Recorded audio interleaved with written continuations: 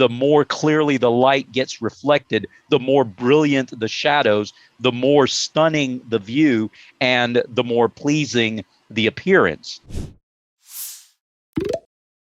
Like, how do we humanize data? How do we bring life to it in these stories? And how do we talk about it in a way that we can see that growth either within an organization or within the data itself? You know, I like one of my taglines that I like putting on my when I flash my ugly mug in front of a some kind of banner or something is I bringing data to life and life to data. That's one of the things I like to do.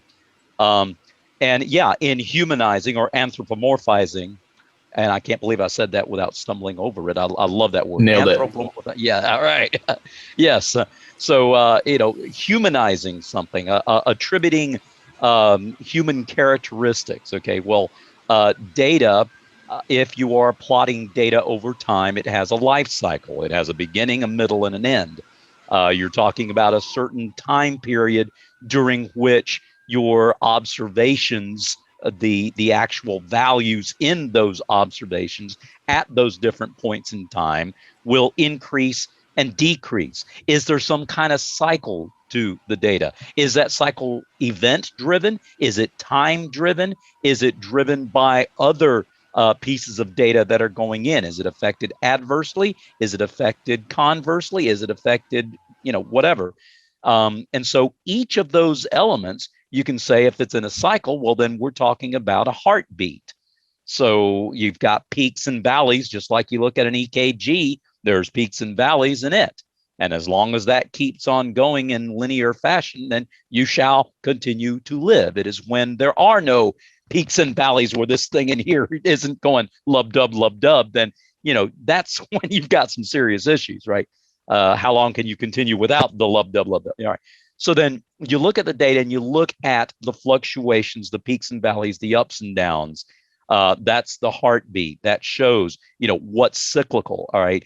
As it is, if you have an upward trend that shows improvement, I don't know, express it in icons that show increased levels of a smiley face, from a frowny face to a neutral face to a smiley face. That's one anthropomorphization of of the data.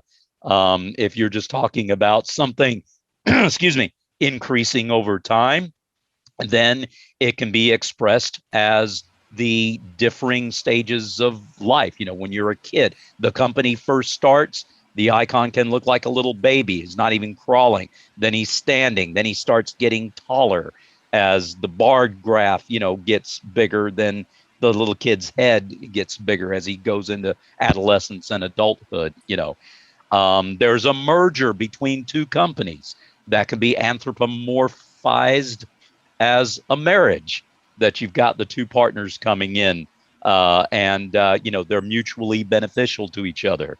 Or if it's not so beneficial and they have to split, then that again anthropomorphized as a divorce. The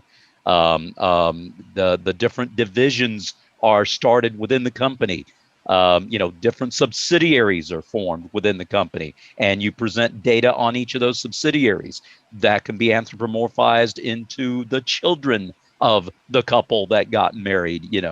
And you see them thriving. You have a story about them. The boss has a pet project that she nurtured into beginning. I don't know, data center initiative in 2 or 3 cities that she wanted to revitalize the economy. And because of those data centers that came into being from that company, the economy was revived in those cities. And she's really, really proud of that. So you present that in a positive light. You mentioned that. And it is getting back to the story, getting back to the humanization, as a parent would be happy to see her children thrive. So also would a CEO be happy to see her subsidiaries of her main company thriving as well. Because it is an achievement. You see your teammates achieve. Well, present the data on your sales force, your customer service reps, the rate at which they were able to close calls, the amount of time that they kept a customer on hold over the last year decreased from 45 seconds to 15 seconds. That increased customer engagement.